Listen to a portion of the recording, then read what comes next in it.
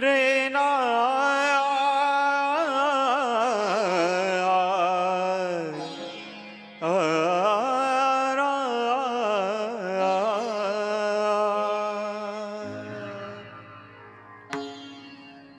श्री राम जानकी बैठे हैं मेरे सीने में। श्री राम जानकी बैठे हैं मेरे सीने में। श्री राम जानकी बैठे हैं मेरे सीने में। श्री राम जानकी बैठे हैं मेरे सीने में। श्री राम जानकी बैठे हैं मेरे सीने में। श्री राम जानकी बैठे हैं मेरे सीने में। श्री राम जानकी बैठे हैं मेरे सीने में। श्री राम जानकी बैठे हैं मेरे सीने में। दोनों रहते हैं, दोनों रहते हैं दिल के नगीने में। दोनों रहते हैं दिल के नगीने में। श्री राम जानकी बैठे मेरे सीने में। श्री राम जानकी बैठे मेरे सीने में। मुझको कीर्ति न वैभव न यश चाहिए। मुझको कीर्ति न वैभव न यश चाहिए। राम के नाम का मुझको रस चाहिए। राम के नाम का मुझको रस चाहिए। मुझको कीर्ति न वैभव न यश चाहिए। मुझको कीर्ति न वैभव न यश चाहिए। राम के नाम का मुझको रस चाहिए। राम के नाम का मुझको रस चाहिए। सुख मिले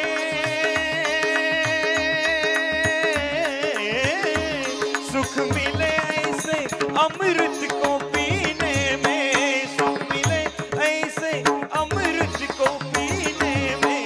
श्री राम जानकी बैठे हैं मेरे सीने में। श्री राम जानकी बैठे हैं मेरे सीने में। दोनों रहते हैं राम, दोनों रहते हैं दिल के नगीने में। दोनों रहते हैं दिल के नगीने में। श्री राम जानकी बैठे हैं मेरे सीने में। श्री राम जानकी बैठे हैं मेरे सीने में। श्री राम जानकी बैठे हैं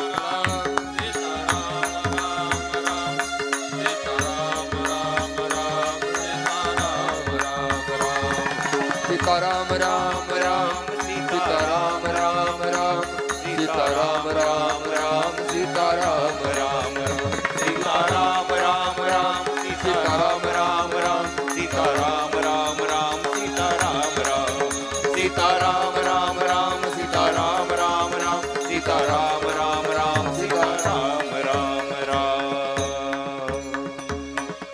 पुंडलिक वरदा हरि विठ्ठल श्री ज्ञानदेव तुकाराम पंढरीनाथ भगवान की जय माऊली ज्ञानेश्वर महाराज की जय जगद्गुरु श्री तुकाराम महाराज की राजाधिराज रामचंद्र भगवान की जय श्री सोमेश्वर भगवान की जय नमः पार्वती पतये हर हर महादेव।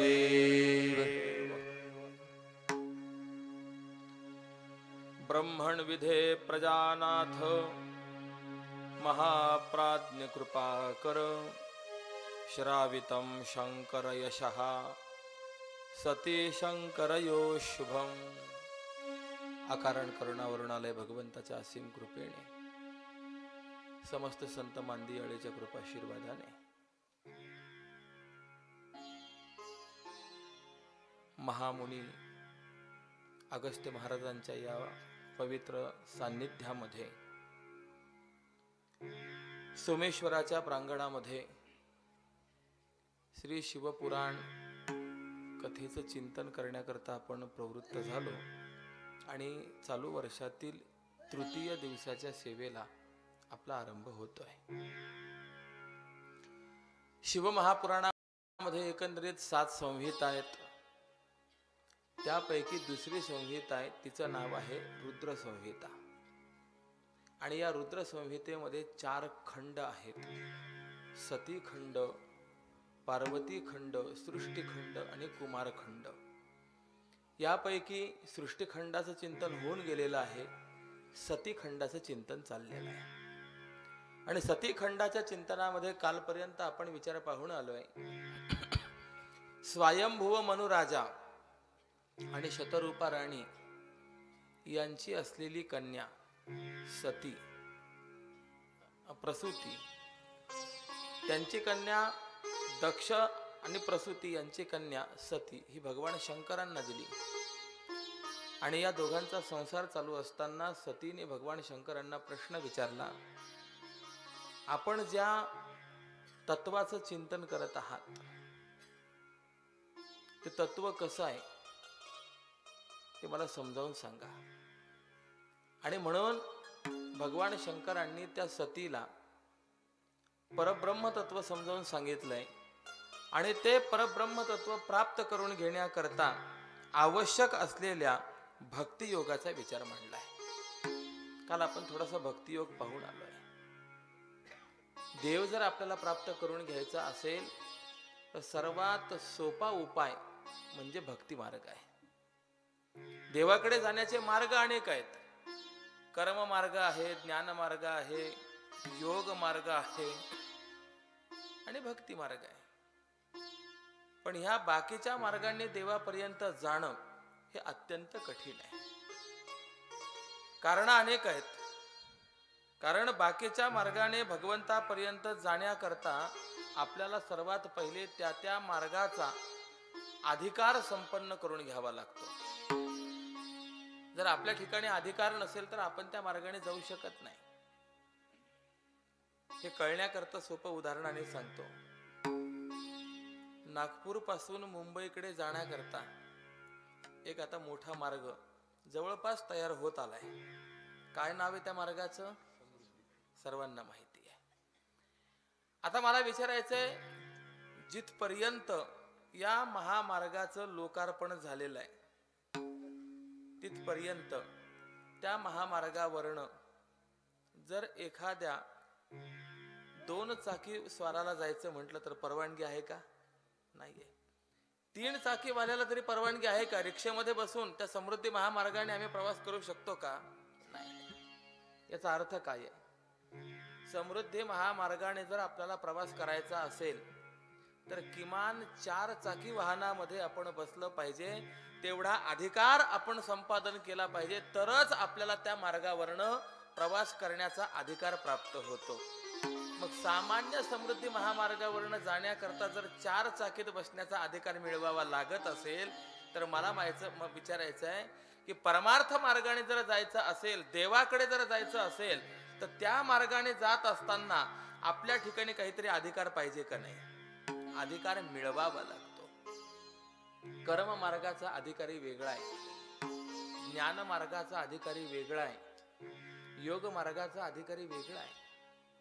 कर्म मार्गाचा अधिकारी कोण आहे? शास्त्रकारांनी चिंतन केलंय. तो विद्वान पाहिजे, अर्थी पाहिजे, समर्थ पाहिजे, शास्त्रा परिवदस्त पाहिजे. अशा 4 लक्षणांनी घटकांनी युक्त जो असेल तो कर्म मार्गाचा अधिकारी ठरत असतो. पहिले तर आपल्याला कर्म करण्याची इच्छा पाहिजे. जर इच्छाच नसेल तर माणसाकडनं काही होऊ शकेल का? होणार नाही. कथा ऐकण्याची इच्छा अंतःकरणात असावी तर तो कथेला येऊन बसेल. म्हणजे पहिले इच्छा पाहिजे. इच्छा असल्यानंतर जे आपल्याला कर्म करायचंय त्या कर्म करण्याचं ज्ञान आपल्याला पाहिजे. 2. त्यानंतर ते कर्म करण्याची ताकद आपल्या ठिकाणी पाहिजे. 3. आणि त्या कर्म करण्याकरता शास्त्राने आपल्याला परवानगी दिलेली पाहिजे. 4. अशा 4 गोष्टी जर आपल्या जीवनामध्ये असतील तर आपण कर्म मार्गाचे अधिकारी ठरवू. ज्ञान मार्गाचा जर विचार केला तर शास्त्रकारांनी सांगितलंय साधन चतुष्टय संपन्न पहिले व्हावं, मग आम्ही ज्ञान मार्गाने जाण्याचे अधिकारी ठरतो. योग मार्गाचा जर आपण विचार केला तर शरीरावरती नियंत्रण पाहिजे आणि मनावर विजय पाहिजे, तर आपण योग मार्गाने जाऊ शकू. योग मार्गामध्ये ह्या महत्वाच्या बाबी आहेत. बघा, ध्रुव नारायण वय वर्षे अवघ 5, पण भगवंतांनी येऊन ध्रुवांना दर्शन दिलं. आणि ज्या वेळेला ही बातमी त्या ऋषीमुनींना कळाली, रागावले ऋषीमुनी. एकाने सांगितलं, अहो 10,000 वर्ष झाले मी तपश्चर्या करतोय, पण त्या देवाने अजून स्वप्नात सुद्धा झलक दाखवली नाही. प्रत्यक्ष तर भेटलाच नाही, पण स्वप्नातही कधी आला नाही. दुसरा म्हणाला, तुझी तर फक्त 10,000 वर्ष झाली, माझी 60,000 वर्ष तपश्चर्या झाली, पण अजून मला त्यांनी काही दर्शन दिलं नाही. आणि हे पोरग 6 महिने फक्त बसलंय साधना करण्याकरता, 6 महिन्यात याला दर्शन आहे. धुंद झाला तुझा दरबार. सगळ्यांनी देवावरती आक्षेप घेतला. देव हा पक्षपाती आहे. प्रश्न आपल्याला निर्माण होतो की नाही? एवढे 10,000 वर्ष 60,000 वर्ष तपश्चर्या करून यांना देव भेटत नाही, या ध्रुवाला 6 महिन्यात भेटतो. देवाने तरी असं का करावं? त्याचं उत्तर आम्हाला देता येईल. ध्रुवांनी केलेली जी तपश्चर्या आहे ती तपश्चर्या कशी होती हे लक्षात घेण्यासारखी आहे. त्या तपश्चर्येमध्ये वेग होता, तीव्रता होती, आर्तता होती. म्हणून वर्णन असं आहे, ध्रुव नारायण ज्या वेळेला तपश्चर्या करायला बसले ना, तर पहिल्या महिन्याची त्यांची तपश्चर्या अशी होती, त्रिरात्रांते त्रिरात्रांते कपित्थ पदराशनः.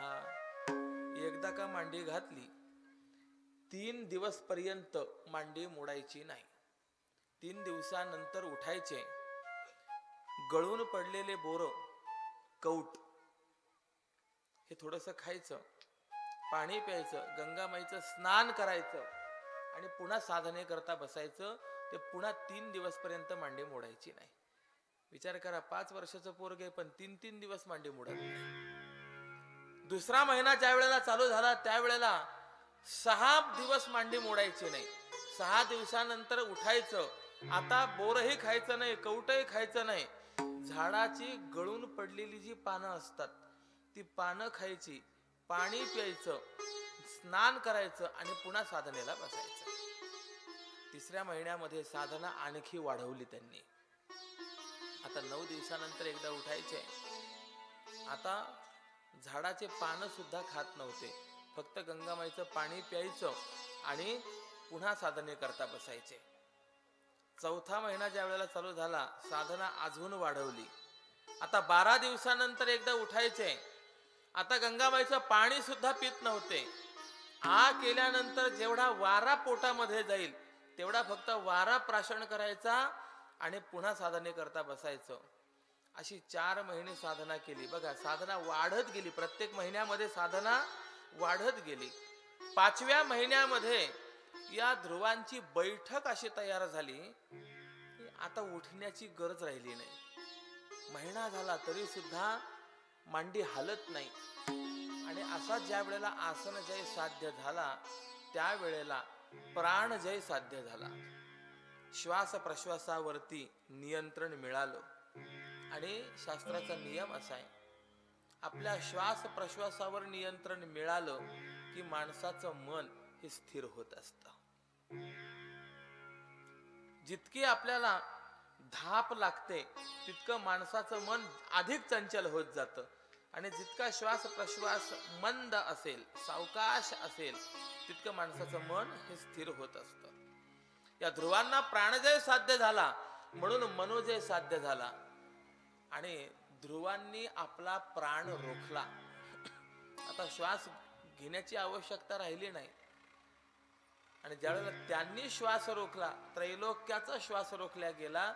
6व्या महिन्यामध्ये लगेच भगवान दर्शन देण्याकरता आले. म्हणजे विचार करा, 5 वर्षाचं पोरगं पण साधना कशी करतं.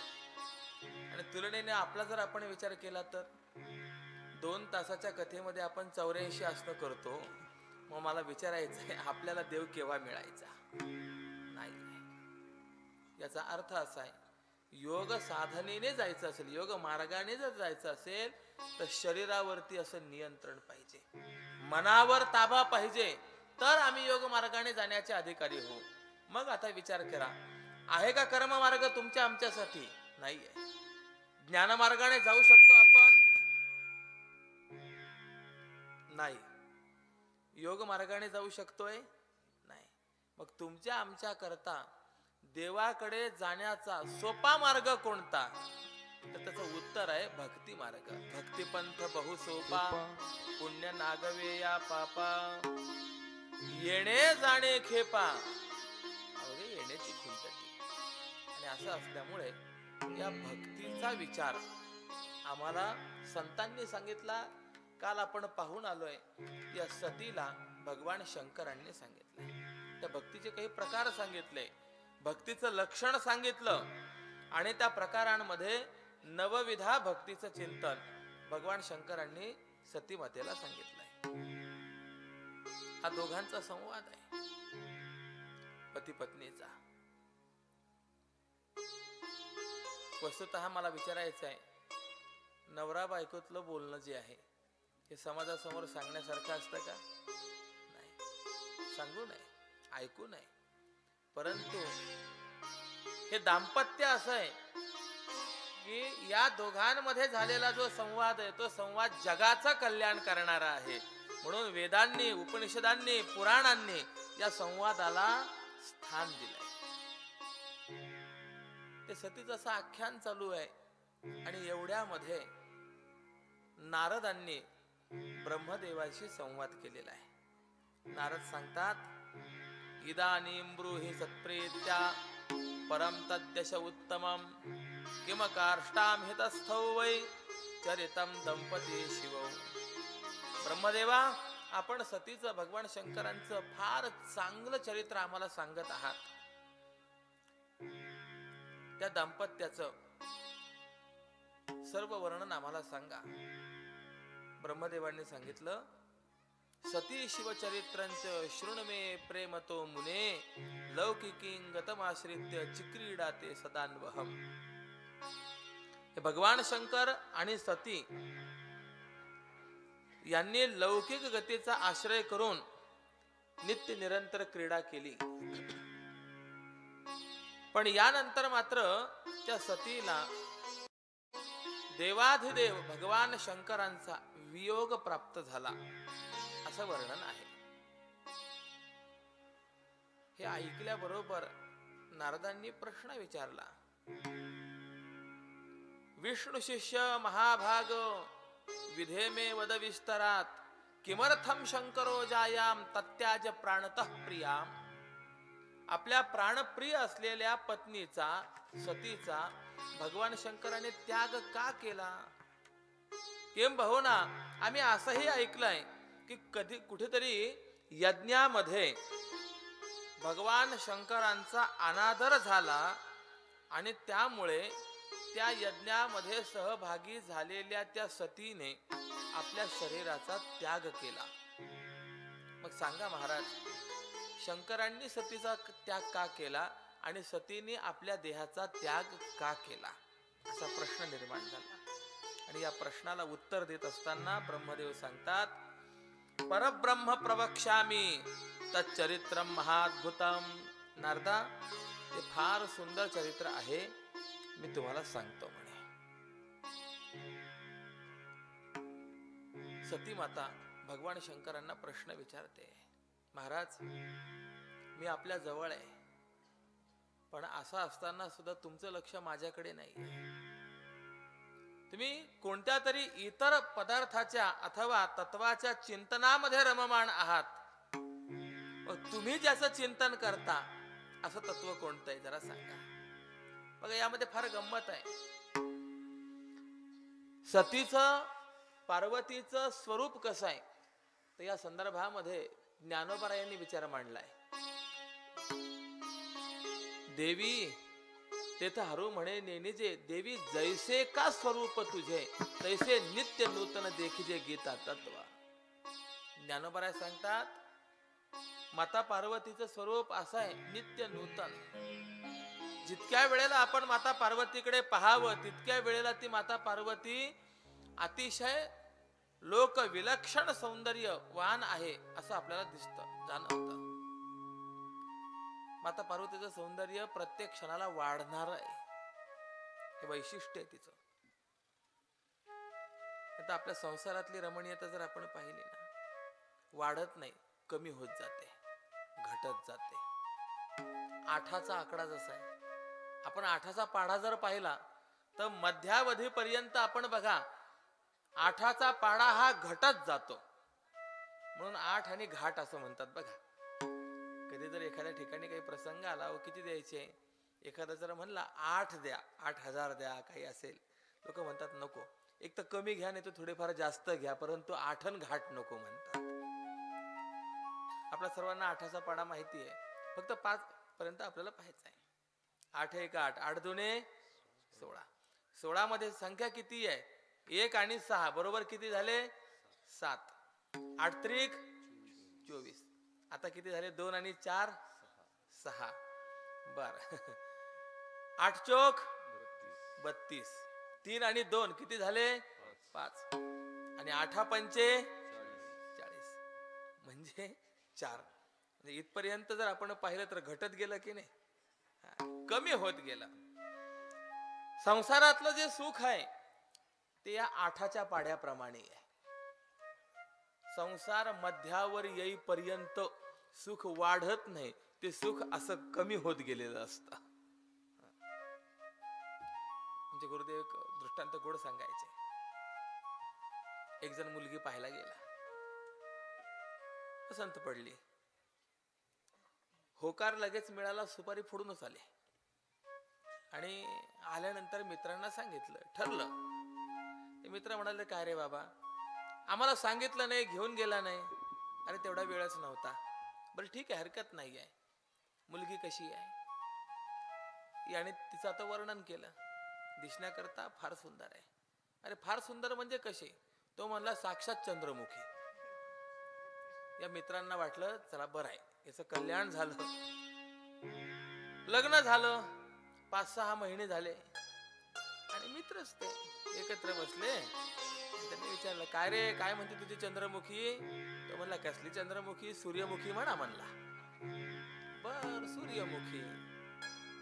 2-4 वर्ष गेले लग्न होऊन, 1-2 अपत्य झाले. आणि त्यानंतर मात्र हे ज्यावेळेस मित्रमंडळ एकत्र बसलं, काय रे चंद्रमुखी का सूर्यमुखी काय? तो म्हणला, आता ते काहीच राहिलं नाही, आता साक्षात ज्वालामुखी तयार झाली म्हणला. मला प्रश्न विचारायचा आहे, सुख वाढलं का कमी झालं? घडलं.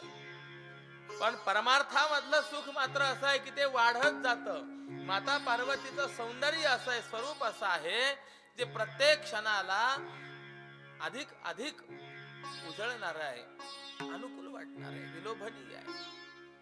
आणि अशी मी जवळ असताना सुद्धा देवा तुमचं लक्ष माझ्याकडे नाही आहे, म्हणजे याचा अर्थ आहे तुमचं लक्ष माझ्यापेक्षा जे सुंदर आहे त्याच्याकडे आहे. सांगा ना मग तुमचं लक्ष कोणाकडे आहे? त्याला भगवान शंकरांनी सांगितलं जगातला सर्वात सुंदर असा असलेला जो परमात्मा आहे प्रभू रामचंद्र, त्या रामचंद्रांचं मी चिंतन करतो. कसा आहे देव? पांडुरंग कांती दिव्य तेज झळकती, पांडुरंग कांती दिव्य तेज झळकती, रत्न किळ फाकती प्रभा, रत्न किळ फाकती प्रभा, अगणित लावण्य तेज पुंजळले, अगणित लावण्य तेज पुंजळले, नवर्ण वेते तिची शोभा, नवनवी तिची शोभा, कानडा व विठ्ठलू कर्नाटको तेने मग लावी येला वेडू, कानडाऊ विठ्ठलू कर्नाटको तेने मग लावी येला वेडू.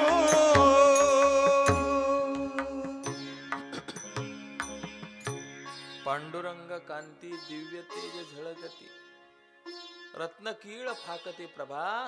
पुढचं वर्णन महत्वाचं आहे. अगणित लावण्य, त्या लावण्याला मोजमाप नाही.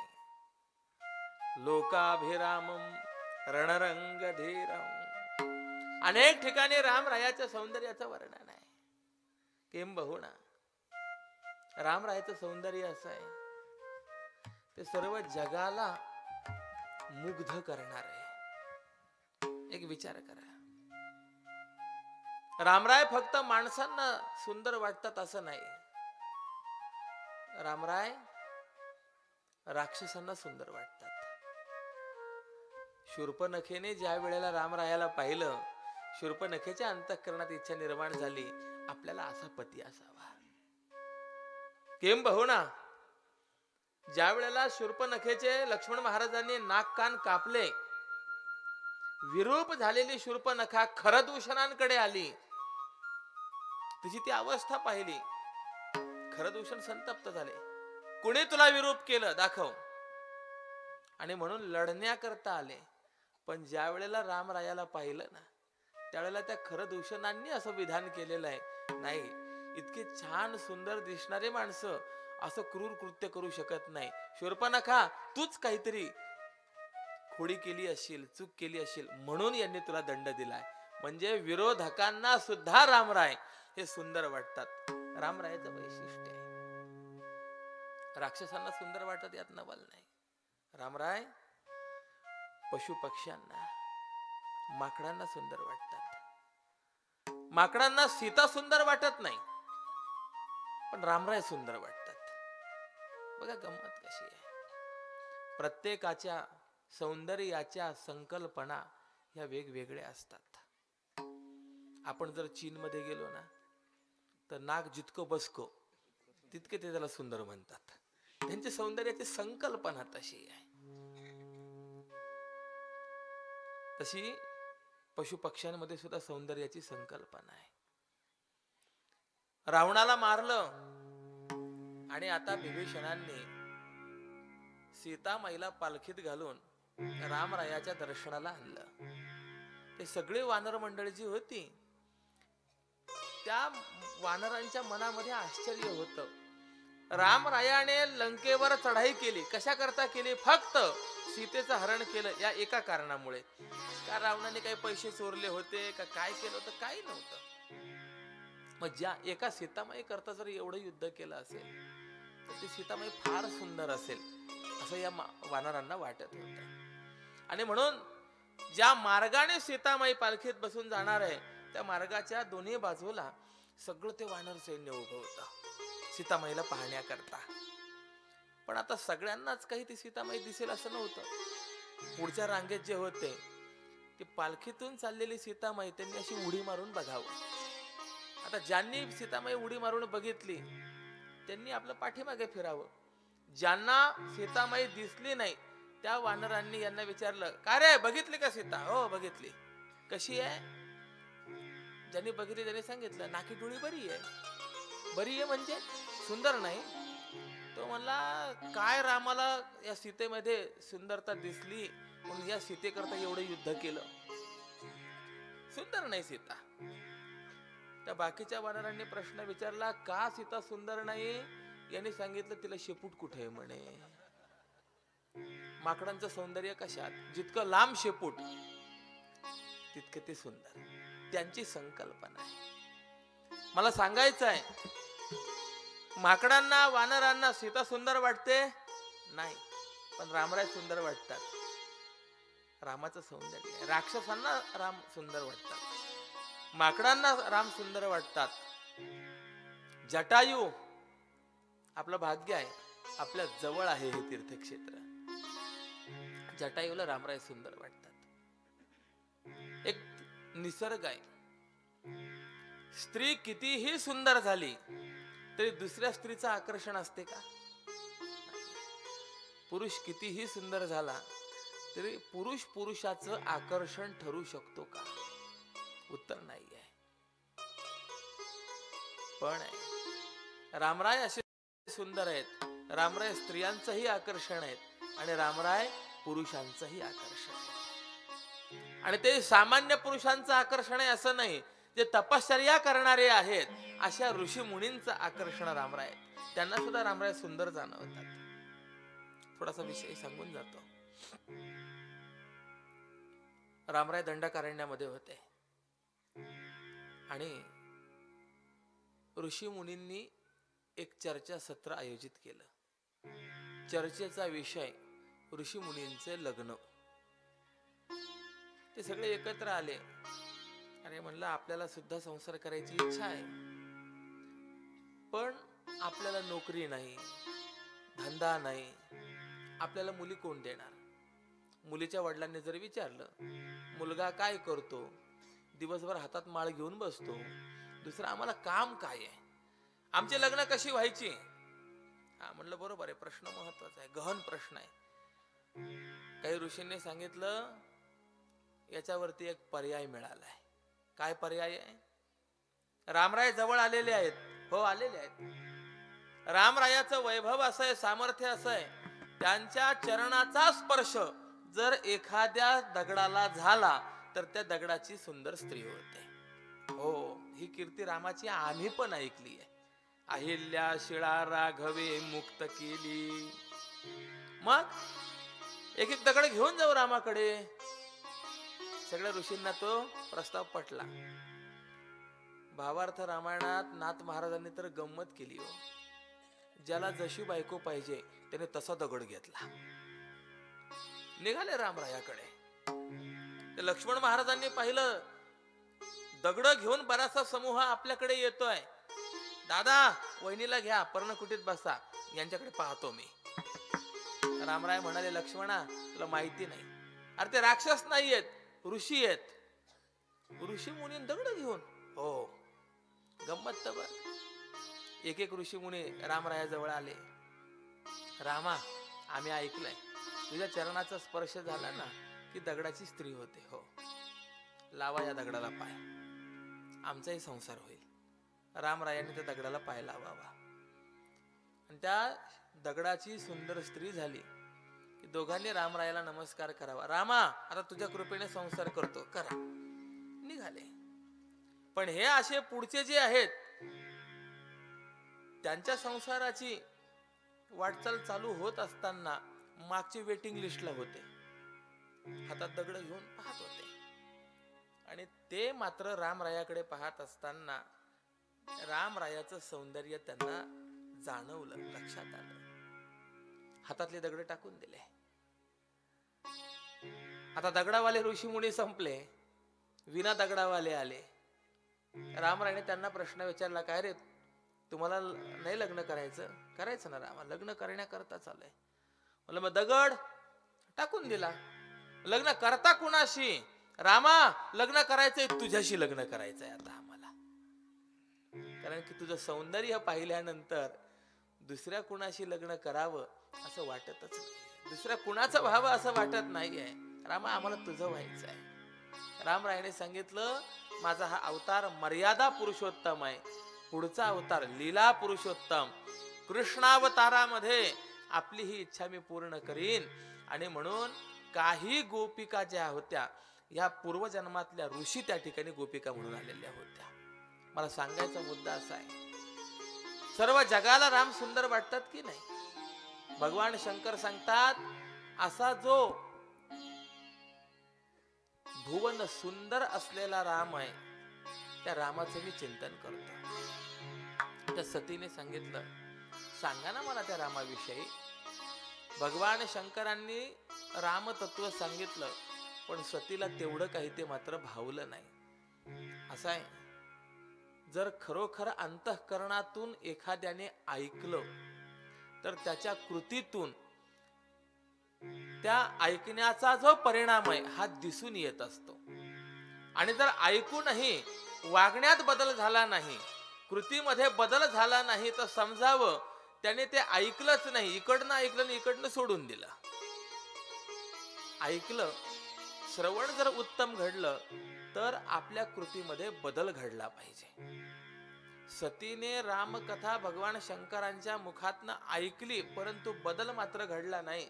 भगवान शंकरांना जाणवलं, आपण सांगून उपयोग नाही आहे, दुसऱ्या कुणाकडून तरी आपण हिला रामकथा सांगितली पाहिजे. बऱ्याच वेळेला असं असतं की नाही, साधी गोष्ट असते, घरातले सांगतात पण त्यावेळेला ती ऐकली जात नाही. ज्यावेळेला बाहेरचे सांगतात त्यावेळेला मात्र ती गोष्ट त्यांच्याकडनं ऐकली जात असते. मग घरातले माणसं सांगत असतात, महाराज सांगावं चार गोष्टी जरा समजावून. आता महाराज काय सांगणार? महाराजापेक्षा घरातले चांगलं सांगत असतात, परंतु ते परिणाम होत नसतो. पण आपल्याकडे म्हण आहे व्यवहारामध्ये, सोनाराकडून कान टोचावे लागतात. मग या सतीचे कान टोचण्याकरता भगवान शंकरांनी स्वीकारलेला सोनार म्हणजे आपलं वैभव अगस्त्य महामुनी आहेत. रामकथा श्रवण करण्याकरता भगवान शंकर आणि सती हे दोघे सुद्धा अगस्त्य महामुनींकडे आलेले आहेत. गोस्वामी तुलसीदासजींनी वर्णन केलंय, एक बार त्रेता जुग माही. एक वेळेला त्रेता युगामध्ये कथा श्रवण करण्याकरता हे दोघे सुद्धा अगस्त्य महामुनींकडे आले. अगस्त्य महामुनींनी भगवान शंकरांना रामकथा सांगावी आणि भगवान शंकरांनी अगस्त्य महामुनींना भक्तीचं चिंतन सांगावं, असं ते आदान प्रदान व्हायचं. सकाळी भगवान शंकर श्रोता तर संध्याकाळी अगस्त्य महामुनी श्रोते, असं ते एकमेकांना ज्ञान देणं चालू झालं. रामकथा पूर्ण झाली. गोस्वामी तुलसीदासजींनी वर्णन केलेलं आहे, सुनी महेश परम सुख मानी. रामकथा ऐकायला कोण कोण आलं होतं? दोघं आले होते, जोडपं आलं होतं, हे भगवान शंकर आणि सती. पण गोस्वामी तुलसीदासजी सांगतात, ऐकून सुख झालं ते भगवान शंकरांना झालं, सतीला नाही. सुनी महेश परम सुख मानी. या श्रवणाचा परिणाम भगवान शंकरांवरती आहे. सतीच्या अंतःकरणामध्ये तेवढा विश्वास नाही, तेवढी श्रद्धा नाही. आता कथा पूर्ण झाली. मग पुन्हा अगस्त्य महामुनींच्या आश्रमातून भगवान शंकर आपल्या कैलास पर्वताकडे जाण्याकरता निघाले. आणि जात असताना या दंडकारण्य विभागामध्ये रामरायांचं दर्शन आहे. हा तो प्रसंग आहे ज्या वेळेला रावणाने सीतामाईचं हरण केलेलं आहे आणि त्या सीतामाईच्या विरहामध्ये रामराय इकडे तिकडे सीतामाईला शोधतायत आणि शोधत असताना कधी कधी दगडाला विचारतायत, झाडाला विचारतायत, कधी कधी मागे फिरतात लक्ष्मणाला विचारतायत. अशी त्यांची अभिनयाची भूमिका चालू होते. आणि भगवान शंकरांनी तो रामरायाचा अभिनय पाहिला, हात जोडले, जय हो जय श्रीराम. प्रभू काय सुंदर अभिनय करत आहात, नमस्कार असो आपल्याला. ती सती सोबत होती, तिने पाहिलं 2 राजकुमारासारखे कुणीतरी दिसतायत. भगवान शंकर त्यांना नमस्कार करतायत, त्यांचा जय जयकार करतायत. तिने कुतूहल प्रश्न विचारला, देवा कोण येते ज्यांचा जय जयकार तुम्ही करतायत, तुम्ही ज्यांना नमस्कार करतायत? भगवान शंकरांनी सांगितलं, अगं सती, आता आपण ज्यांची रामकथा ऐकली ना ते हे रामराय आहेत. हे रामराय. आता सती पाहायला लागली तर लक्षात आलं की आपल्या पत्नीच्या विरहामध्ये ही व्यक्ती झाडांना दगडांना माझी पत्नी कुठे आहे असं विचारते. ती सती म्हणाली, देवा ज्याला तुम्ही नमस्कार करतायत तो तर एक सामान्य माणूस सुद्धा म्हणण्याच्या पात्रतेचा दिसत नाही. हो, पत्नीचा जर विरह झाला तर कुणी एवढं दुःखी होत असतं का, एवढा विलाप करत असतं का? किती आसक्त आहे. भगवान शंकरांनी सांगितलं, सती अजूनही तुला सांगतो, ते राम आहेत, ते परब्रह्म आहेत, नमस्कार कर. अगं हा त्यांचा अभिनय आहे. एक लक्षात ठेवा, जो नट असतो त्या नटाने अभिनय करत असताना सुद्धा असा अभिनय करावा की पाहणाऱ्याला त्या वेळेला तेच खरं आहे असं वाटलं पाहिजे. रामराय असा अभिनय करतायत, पाहणाऱ्याला असं वाटतं नाही खरंच आहे, रामराय इतकी दुःखी आहेत. अभिनय चाललाय त्यांचा. तिने सांगितलं, मला पटत नाही, मला विश्वास बसत नाही. त्यावेळेला भगवान शंकर म्हणाले, ठीक आहे, जर तुला पटतच नसेल तू परीक्षा घे. शृणुदेवी सती प्रीत्या यथार्थम वच्मिनच्छलम वरदान प्रभावातु प्रणामम चैव मादरात. तुला काही परीक्षा घ्यायची असेल बघ. तिने सांगितलं, हा हे ठीक आहे. भगवान शंकर एका वटवृक्षाखाली बसले. तिला सांगितलं, पाय तुला काय करायचं ते. शिवाज्ञया सती तत्र गत्वा चिंतयदीश्वरी कुर्याम परीक्षांच कथम रामस्य वनचारिणः. आता रामरायाची परीक्षा घ्यायची आहे, पण परीक्षा कशी घ्यायची असा प्रश्न पडला. तिला असं एकदा वाटलं, आपण एखादं अकराळ विक्राळ रूप धारण करावं, घाबरतात का ते पाहावं. वेगवेगळे असे विचार करत होते. आणि विचार करता करता एकदम मनामध्ये एक युक्ती आली. सीता रूपमहम धृत्वा गच्छेयम राम सन्निधौ यदि रामो हरिस सर्वम विज्ञास्थितीन चान्यथा. या रामरायाचा एवढा जो काही दुःखाचा प्रकार चाललेला आहे, हा कुणा करता चाललाय? सीते करता चाललेला आहे. पत्नीचा विरह. मग एक काम करते म्हणे, त्याच सीतेचं रूप घेते आणि सीता स्वरूपाने रामरायासमोर जाते. जर खरंच देव असतील, ब्रह्म असतील, ओळखतील. ओळखलं तर समजावं राम देव आहे, आणि जर ओळखलं नाही तर समजावं राम एक सामान्य आहे. आणि असा विचार करून इत्थम विचार्य सीतासा भूत्वा राम समीपतः अगमत तत्परीक्षार्थम सती मोह परायणा. तिने सीतेचं रूप धारण केलं आणि रामराय ज्या बाजूने चाललेले होते त्या पुढच्या बाजूने सीता रूप धारण केलेली सती आली. शब्द पण जवळ जवळच येते नाही बघा, सती आणि सीता. वेलांटी वगैरे जी ती फक्त बदलायची आहे.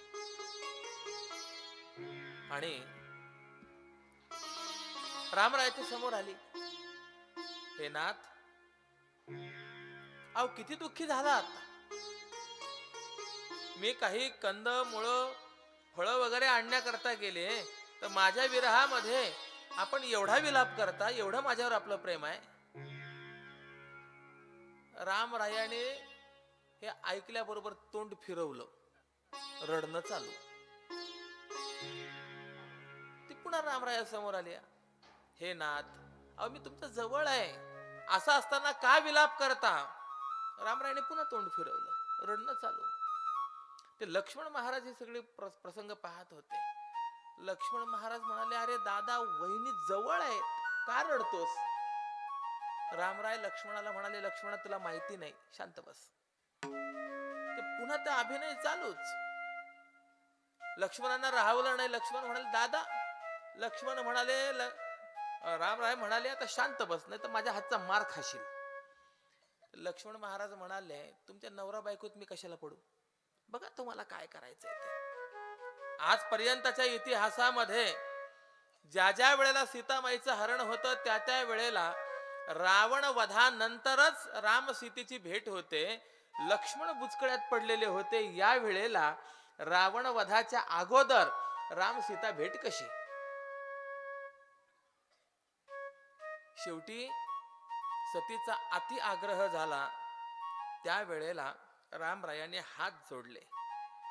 प्रेमतस्वम सती ब्रूहि क्व शंभुस्ते नमो न गतः एकाकी विपिने कस्मात् आगता पतिता विना त्यक्त्वा स्वरूपम कस्मात् ते धृतम रूपमिदं सती ब्रूहि तत्कारणं देवे कृपां कृत्वा ममोपरी.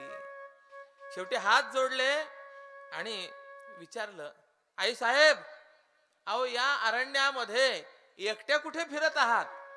कहा गये वृषकेतू, भगवान शंकर कुठे आहेत. आणि काय हो, तुमचं एवढं सुंदर असलेलं सती स्वरूप आपण सोडलं आणि एक तुच्छ सीता स्वरूप धारण करून तुम्ही माझ्या समोर आलात, काय कारण आहे सांगा. आता असं विचारल्यानंतर तर इथं घाम फुटला. अरे ओळखलं गड्या, आपल्याला वाटत होतं तसं नाही आहे. हे मानुष रूपामध्ये साक्षात देव आहेत, परब्रह्म आहेत. मनात विचार करत रामरायाने खरी या ठिकाणी दाखवलेली सौजन्यता आहे. विचार करा, सती ही पतिव्रता शिरोमणी आहे. कदाचित जर रामरायाने या सती मातेला स्पर्श जरी केला असता तरी परपुरुषाच्या स्पर्शामुळे या सतीचं पातिव्रत्य हे राहिलं असतं नाही. पण रामरायाने स्पर्शही केला नाही, हात जोडले. आई साहेब सांगा, असं का, ही माझी परीक्षा का. इति रामवच श्रुत्वा चकितासीत सती सदा तदा स्मृत्वा शिवोक्तम मत्वा चावितथम लज्जिता भृशम. रामरायाचे ते वाक्य ऐकले, चकित झाली सती. आणि भगवान शंकर जे सांगत होते ते बरोबर आहे हे तिला लक्षात आलं, लाजली. रामम विज्ञाय विष्णुंतम स्वरूपम संविधाय च स्मृत्वा शिवपदंचित्ते सत्योवाच प्रसन्नधीः. रामराय सामान्य नाही आहे, रामराय हे परब्रह्म आहे हे तिला लक्षात आलं. आणि त्यामुळे आपल्याच अंतःकरणामध्ये भगवान शंकरांचं स्मरण करीत प्रसन्न चित्त ती सती जी आहे त्या सतीने वर्णन केलं.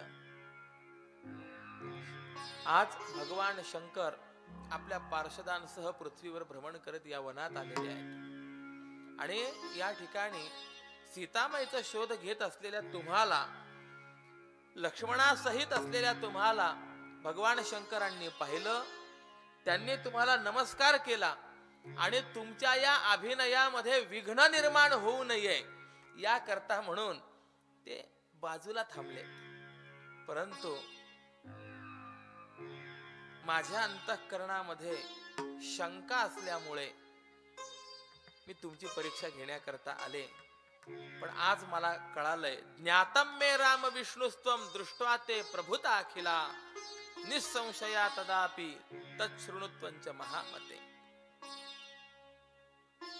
आज मी निसंशय झाले, आपण साक्षात परब्रह्म आहात याची मला जाणीव झाली आहे. पण माझ्या मनामध्ये मात्र एक संशय आहे. काय आहे? भगवान शंकरांचा जर विचार केला तर ते देवाधिदेव आहेत, जगतपूज्य आहेत. मग अशा जगतपूज्य देवालाही आपण पूज्य कसे झालात? शंकरांनी सुद्धा आपली उपासना करावी असं का व्हावं? बघा कशी परिस्थिती आहे. भगवान शंकर सदा सर्व काळ भगवान शंकरांचं नामस्मरण करतात, शंकरांची पूजा करतात आणि भगवान शंकर ही रामरायाची पूजा करतात. श्रीराम जय राम जय जय राम, श्रीराम जय राम जय जय राम, श्रीराम जय राम जय जय राम, श्रीराम जय राम जय जय राम, श्रीराम जय राम जय जय राम, श्रीराम जय राम जय जय राम, श्रीराम जय राम जय जय राम, श्रीराम जय राम जय जय राम. राम पूजी सदाशिव सदाशिव, राम पूजी सदाशिव सदाशिव, भजन करी महादेव महादेव, भजन करी महादेव महादेव, भजन करी महादेव महादेव, भजन करी महादेव. राम पूजी सदाशिव सदाशिव, राम पूजी सदाशिव, भजन करी महादेव महादेव, भजन करी महादेव महादेव, भजन करी महादेव महादेव, भजन करी महादेव. देव देव भजन करी महादेव. भगवान शंकर रामरायाची उपासना करतात. ती सती प्रश्न विचारते, आपण भगवान शंकरांनाही वंदनीय कसे झालात हे मला सांगा. रामरायाने सांगितलं, एकदा हि पुरा देवी शंभु परमसूतिकृत विश्वकर्माण माहूय स्वलोके परतः परे. देवी, प्राचीन काळामध्ये एक वेळेला परमस्रष्टा भगवान शंभूने आपल्या परमधामामध्ये विश्वकर्म्यांना बोलावलं. मंदिर बांधणे, घर बांधणे हे सगळं काम कोणाचं? विश्वकर्म्याचं. आणि त्यांना बोलावून आपल्या गोशालेमध्ये एक विस्तृत आणि अत्यंत रमणीय असं एक भवन निर्माण केलं आणि त्या भवनामध्ये एक श्रेष्ठ सिंहासनाची देखील निर्मिती केली. आणि त्या सिंहासनावरती भगवान शंकरांनी विघ्न विनाशनाकरता एक छत्र निर्माण केलं. आणि त्यानंतर त्या गोशाळेमध्ये इंद्र, चंद्र इत्यादी सर्व देवांना आमंत्रित करून विष्णू स्वरूप असलेल्या मला त्या सिंहासनावरती बसवलं. राज्याभिषेक केला, वेदमंत्रांचं पठन झालं आणि अशा प्रकारे आपलं सर्व ऐश्वर्य मला प्रदान करून आपली पराधीनता अर्थात भक्त परवशता हे प्रसिद्ध करण्याकरता भगवान शंकरांनी लोककर्ता ब्रह्मदेवाला सांगितलं, आजपासून माझ्या आज्ञेनुसार भगवान महाविष्णू हे माझ्या स्वतः करता देखील परम वंदनीय ठरतील. आणि म्हणून सर्व देवांनी सुद्धा माझ्या सोबत भगवान रामरायाला महाविष्णूंना नमस्कार केला पाहिजे. वेदांनी सुद्धा या महाविष्णूचं वर्णन करावं अशी वेदांना आज्ञा दिली. आणि असं असल्यामुळे गोलोक नामाने विख्यात असलेलं जे काही धाम आहे त्या धामामध्ये मला शिवांकडूनही परमवंदनीयता प्राप्त झाली. असं ते सांगितल्यामुळे ते सतीला बरं वाटलं. आता ती सती भगवान शंकरांना रामरायांना नमस्कार करून भगवान शंकरांकडे निघाली. स्मृत्वा स्वकर्म मनसा कार्षित शोकम सुविस्तरम प्रत्यागच्छदुदासीना विवरणा शिवसन्निधौ. आता भगवान शंकरांकडे तर निघाली आहे, परंतु मनामध्ये थोडीशी घाबरलेली आहे. त्याचं कारण आहे, भगवान शंकर सांगत होते सती रामराय देव आहेत, परब्रह्म आहेत. ऐकलं नव्हतं.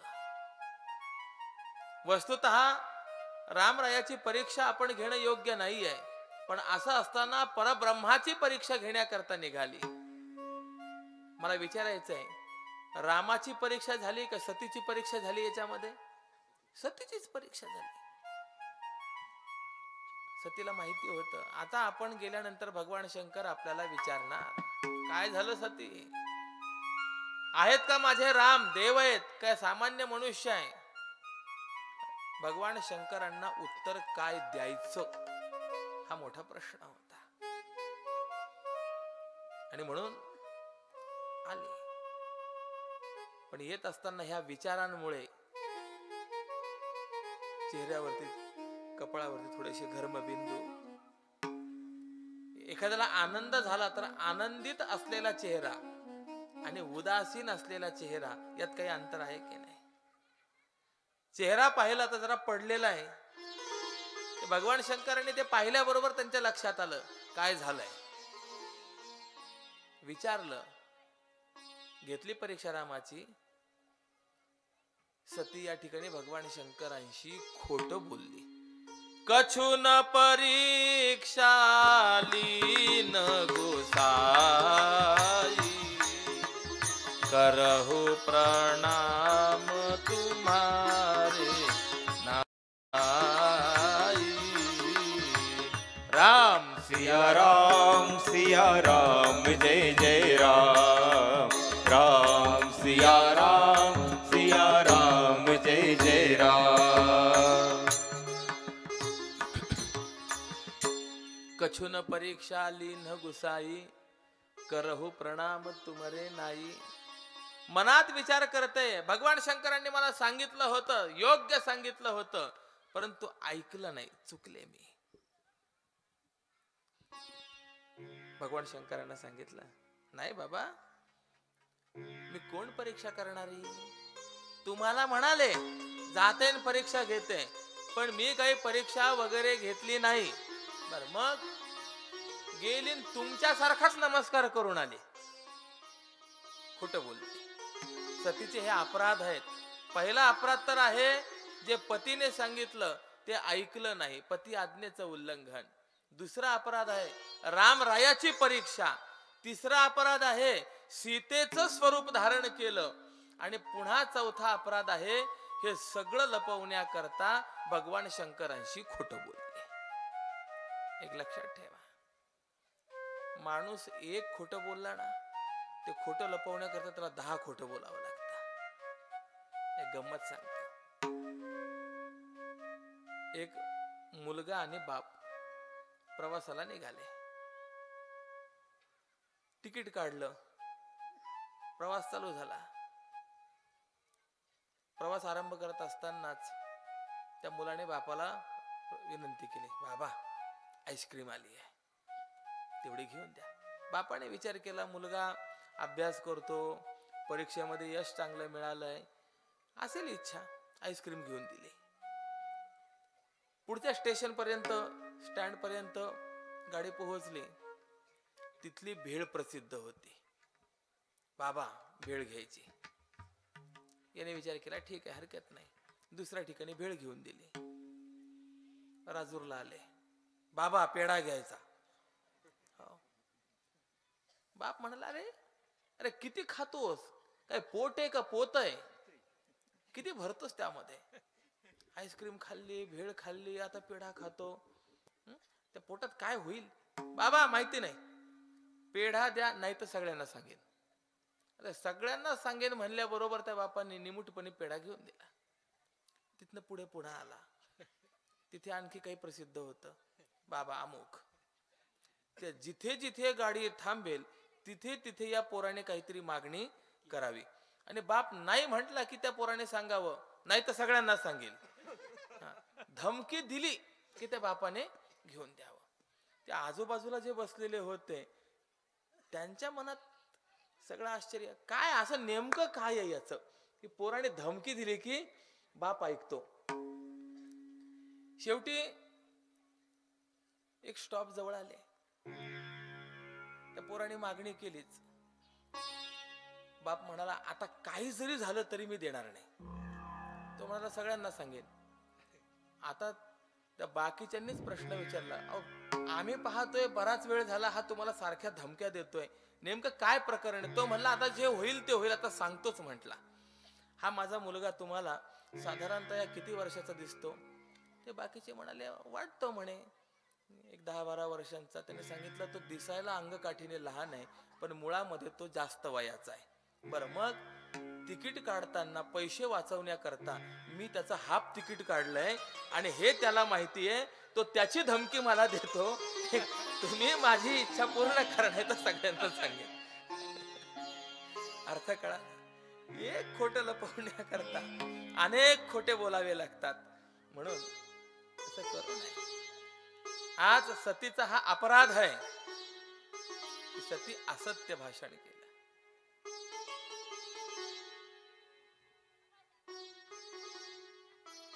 पण असं आहे, माणसाच्या चेहऱ्यावरनं माणूस खरं बोलतोय का खोटं बोलतोय हे कळत असतं. ज्ञानोबारायांनी ओळखण्याच्या काही भूमिका आम्हाला सांगितलेल्या आहेत, काही लक्षणं सांगितलेले. झाड जाणी जे फुले, झाड जाणी जे फुले, जानी जे फुले, झाड जानी जे फुले, मानस जाणी जे बोले, मानस जानी जे बोले, मानस जानी जे बोले, मानस जानी जे बोले. भोगे जाणे केले पूर्वजन्मीचे, भोगे जाणे केले पूर्वजन्मीचे.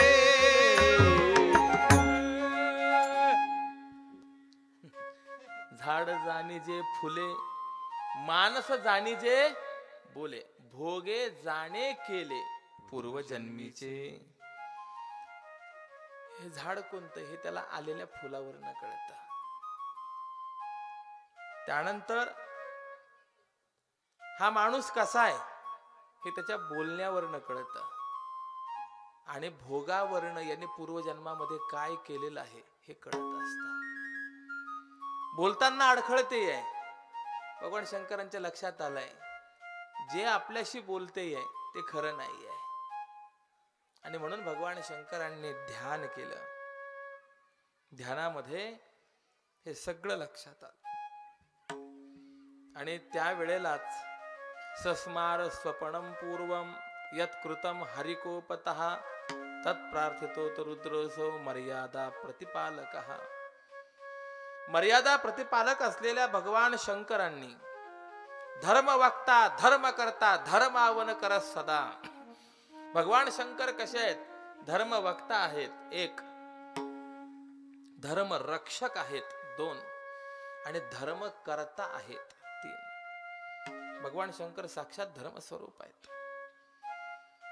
भगवान शंकरांनी मनात विचार केला, आता जर मी सती सोबत पूर्ववत व्यवहार केला तर माझी प्रतिज्ञा ही नष्ट होईल.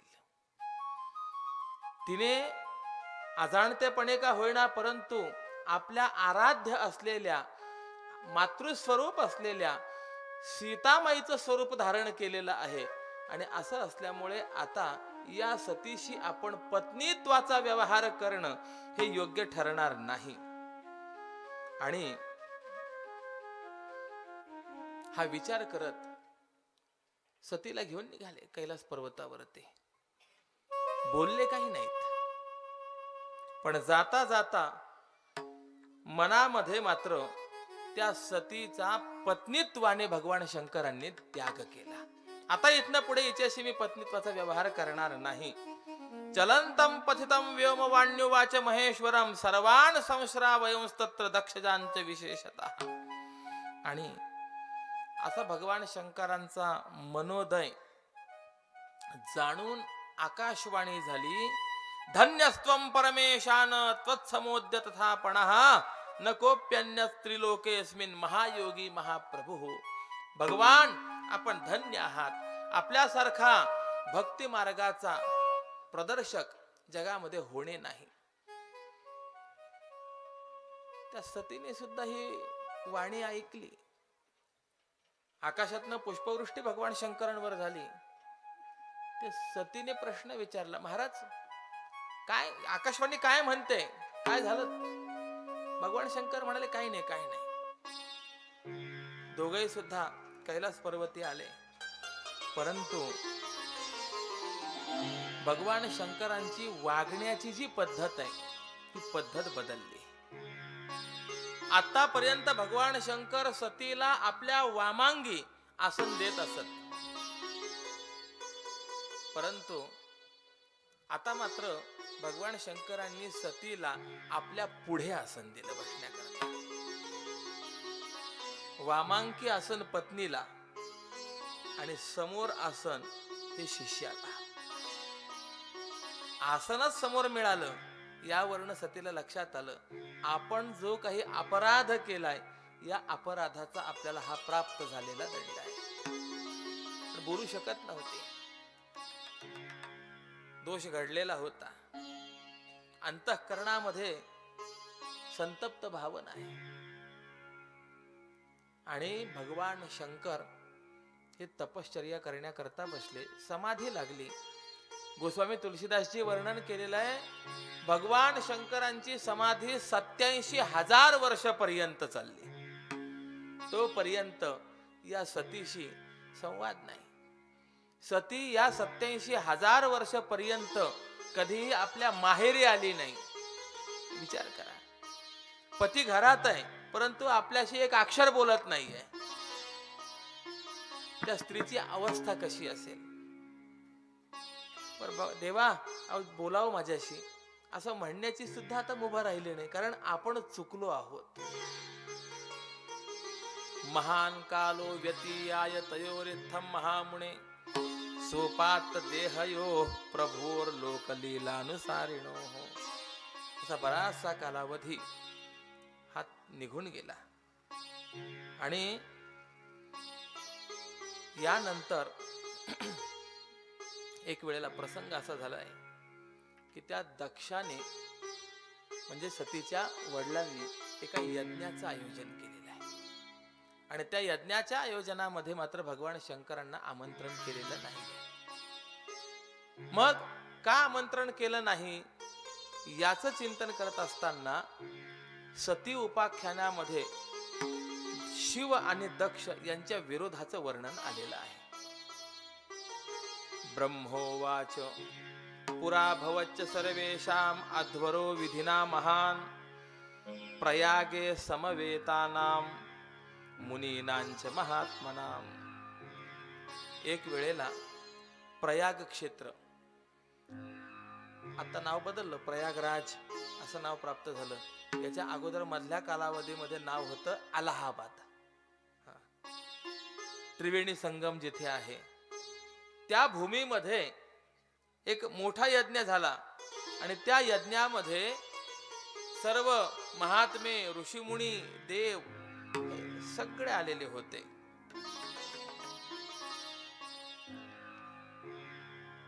आणि अशा त्या सभेमध्ये प्रजापती पद प्राप्त झालेला दक्ष आला.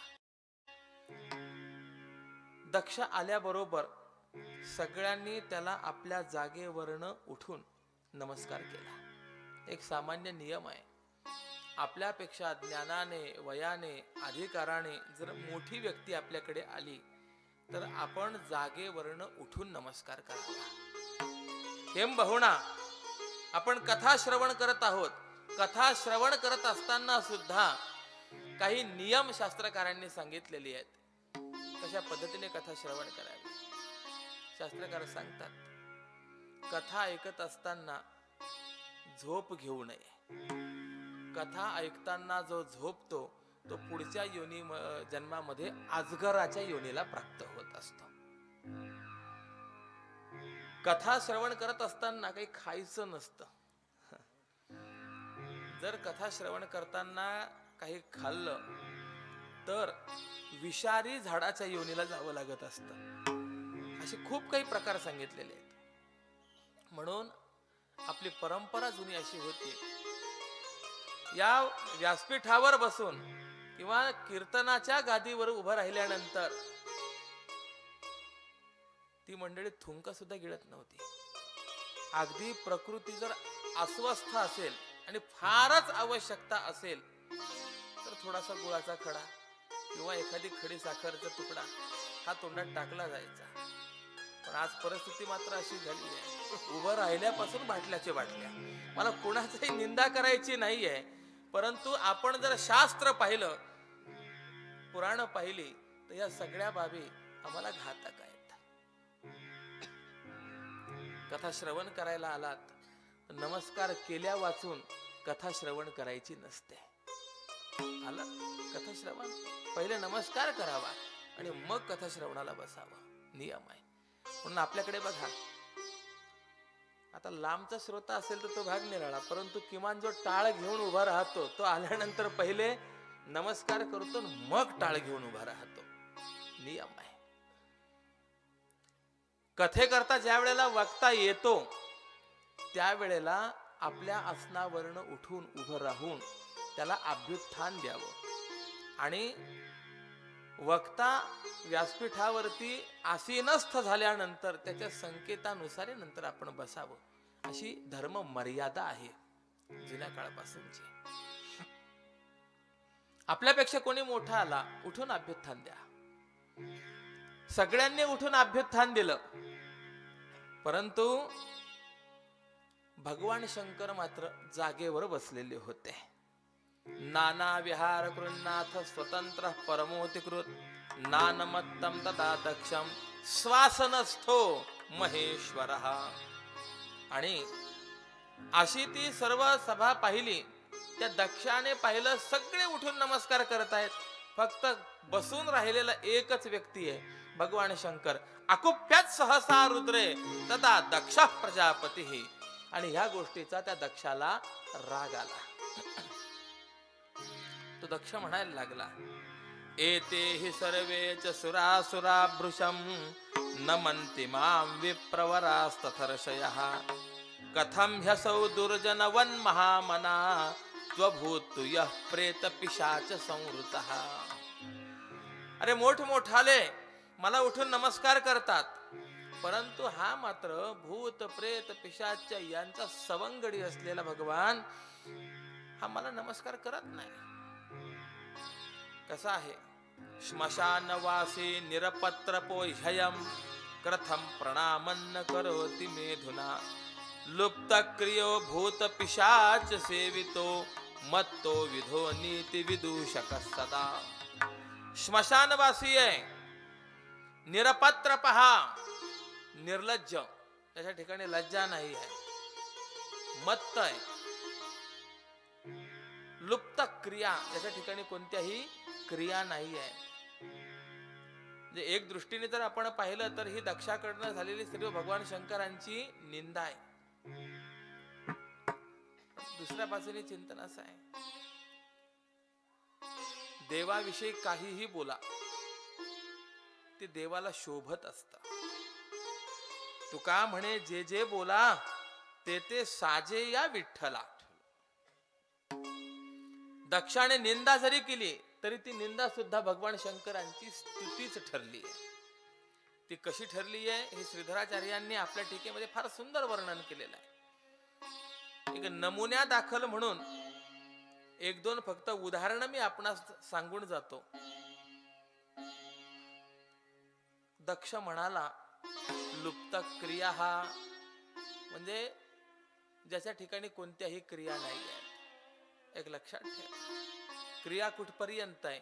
जोपर्यंत कृतकृत्यता प्राप्त करून घ्यायची तोपर्यंत क्रिया करण्याची आवश्यकता आहे. पण एकदा का ब्रह्मस्वरूपता प्राप्त झाली की त्या ठिकाणी मग कोणतीही क्रिया राहत नसते.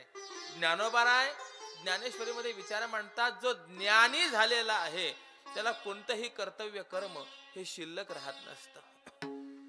म्हणून ज्याच्यापासून सर्व क्रिया लुप्त झालेल्या आहेत असं हे परब्रह्म आहे असं त्याचा अर्थ होतो.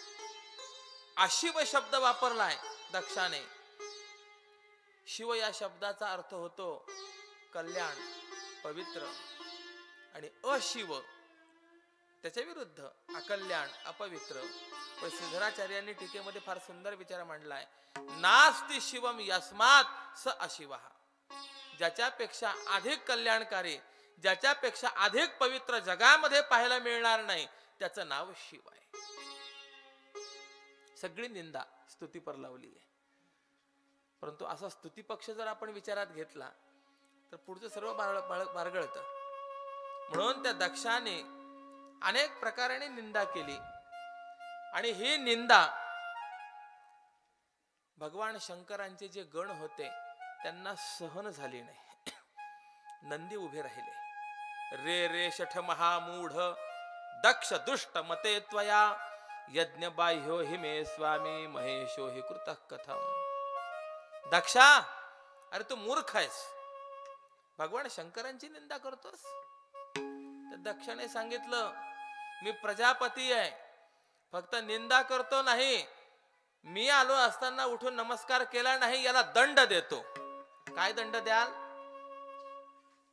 ज्या वेळेला यज्ञ आपण करतो तर त्या यज्ञामध्ये सर्व देवान समवेत या भगवान शंकराचा जो असलेला सहभाग आहे तो यांना प्राप्त होऊ नये. देवैर्न भागम लभताम सहैव श्मशानवासी कुलजन्महीनः. नंदी म्हणायला लागला, अरे तू माझ्या भगवान शंकरांना यज्ञ बाह्य करतोस. वस्तुतः भगवान शंकरांचं सामर्थ्य असं आहे, यस्य स्मरण मात्रेण भवंती सफलाहा मखाहा. ज्या भगवान शंकरांच्या केवळ स्मरणाने सर्व यज्ञ सफळ होतात. तीर्थानि च पवित्राणि सोयम शब्दो हरः कथम. आणि ज्याच्या स्मरण मात्राने तीर्थांनाही पावित्र्य प्राप्त होतं अशा भगवान शंकरांचा आपण द्वेष कसा करता? आणि असं असल्यामुळे हे ब्राह्मणा धमा दक्षा, ज्या मुखाने तुम्ही भगवान शंकरांची निंदा केली आहे तुमचं ते मुख राहणार नाही. अभिमानवश आपण ही निंदा करत आहात, तुम्हाला बोकडाचं मुख प्राप्त होईल. शाप दिला. दक्ष म्हणाले, यूयम सर्वे रुद्रगणा वेद बाह्या भवन्तु वै वेद मार्ग परित्यक्ता तथा त्यक्ता महर्षिभिः पाखंडवाद निरता शिष्टाचार बहिष्कृताः मदिरापान निरता जटा भस्मास्थिधारिणः. अरे तुम्ही भगवान शंकरांचे जे भक्त आहात हे देखील वेद बाह्य कर्म करणारे व्हाल, पाखंडवादी व्हाल, शिष्टाचार बहिष्कृत व्हाल आणि जटा भस्म अस्थिमाळा धारण करणारे व्हाल. आपण उज्जैन वगैरे या ठिकाणी जर गेलो तर आरती वगैरे होत असताना काही आघोरी आपल्याला पाहायला मिळतात. सर्व काळं वस्त्र अंगावरती, गळ्यामध्ये नररुंड माला, सर्व शरीराला भस्म लावलेलं असतं.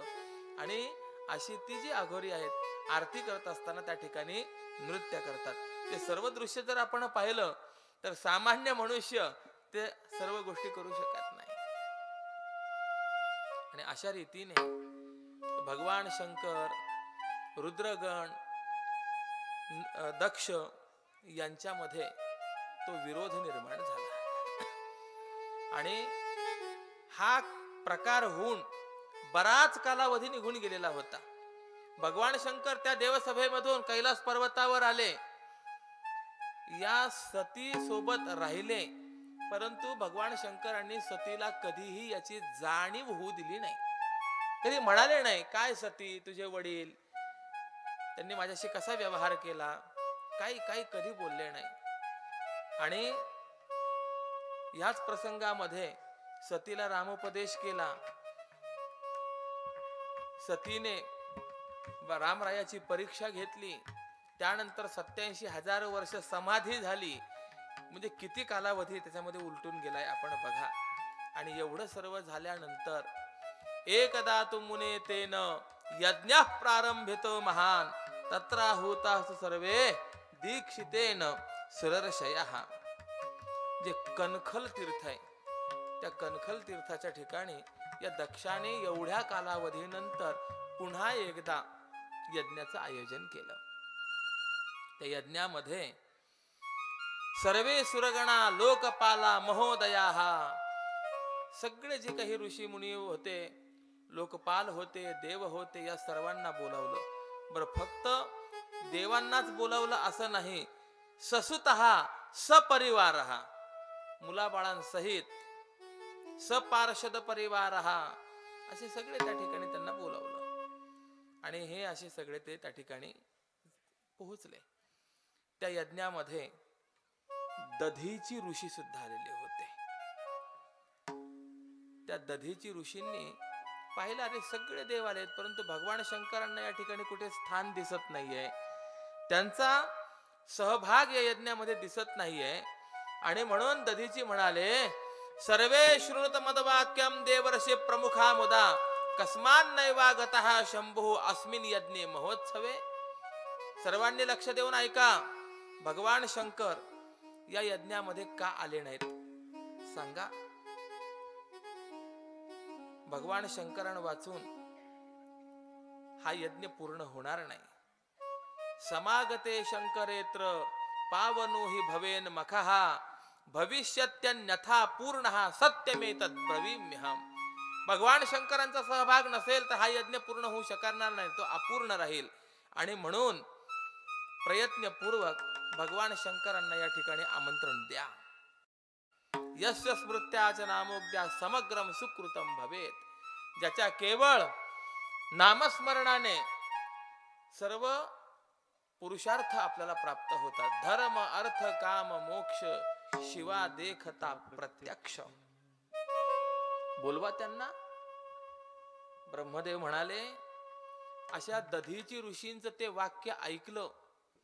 आणि यजमान असलेला जो दक्ष आहे, त्या दक्षाने सांगितलं, ओ महाराज, काय चाललंय तुमचं, मूर्खासारखं काय बोलताय.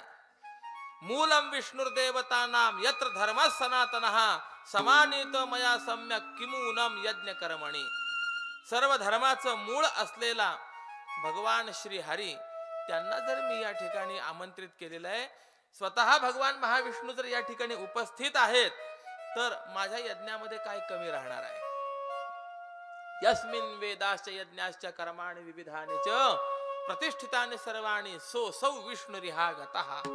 ज्याच्या स्वरूपामध्ये सर्व वेद यज्ञ अनेक प्रकारची कर्म हे प्रतिष्ठित आहेत, असे भगवान महाविष्णू हे प्रत्यक्षात या ठिकाणी आलेले आहेत.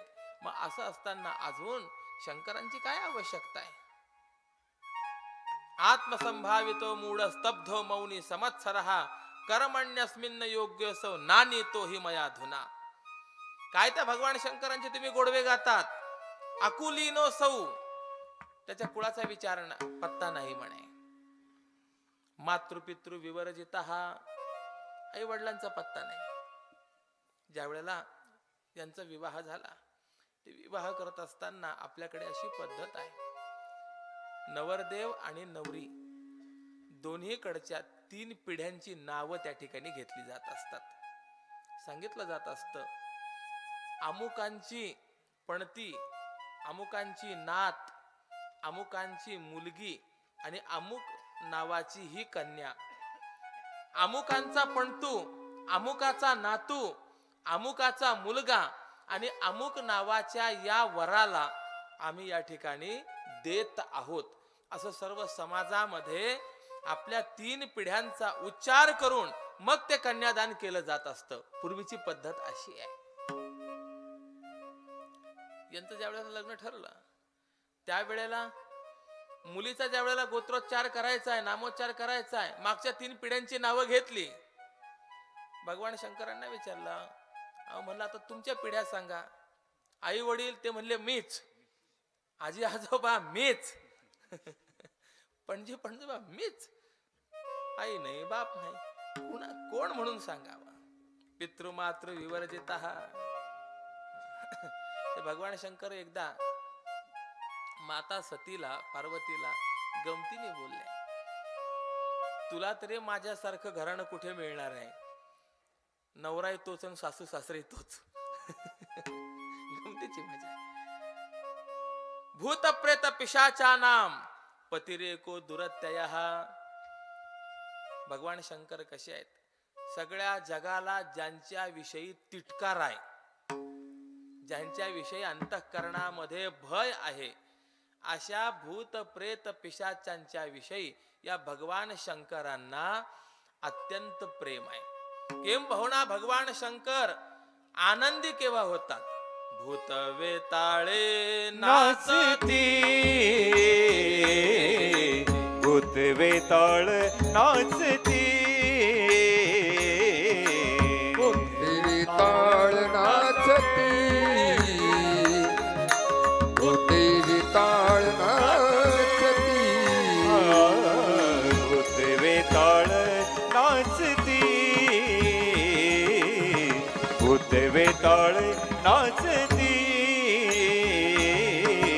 भूते ताळ नाचती, भूते ताळ नाचती. नाचत आले हर्षयुक्त हर्षयुक्त उमापती, हर्षयुक्त उमापती, उमापती. गजचर्म व्याघ्रांबर, गजचर्म व्याघ्रांबर, हर्षयुक्त उमापती, हर्षयुक्त उमापती. गजचर्म व्याघ्रांबर, गजचर्म व्याघ्रांबर. भूत वेताळ नाचती, हर्षयुक्त उमापती, हर्षयुक्त उमापती, हर्षयुक्त उमापती.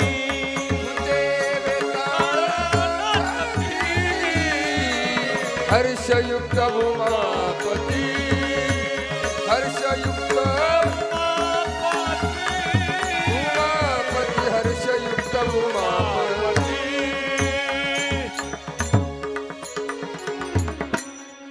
भूत वेताळे नाचती, हर्षयुक्त उमापती.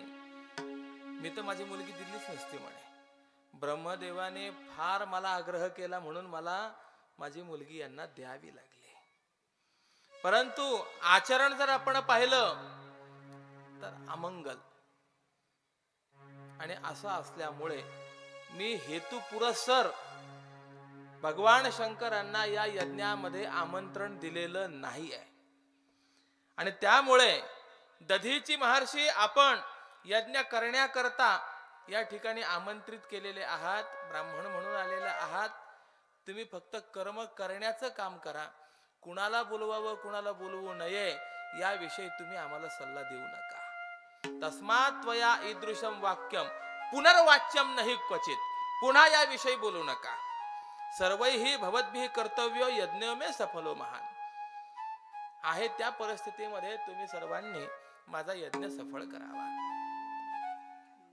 एक लक्षात ठेवा, पुरोहित तो आहे जो यजमानाच्या इच्छेची भाड न ठेवता यजमानाचं कल्याण ज्याने होणार आहे ते सत्य सांगणारा जो आहे तो खरा पुरोहित आहे. पुरतः हितमिच्छति इति पुरोहितः. आपल्या यजमानाचं कल्याण करणारे कल्याणाची इच्छा करणारा जो आहे तो खरा पुरोहित आहे.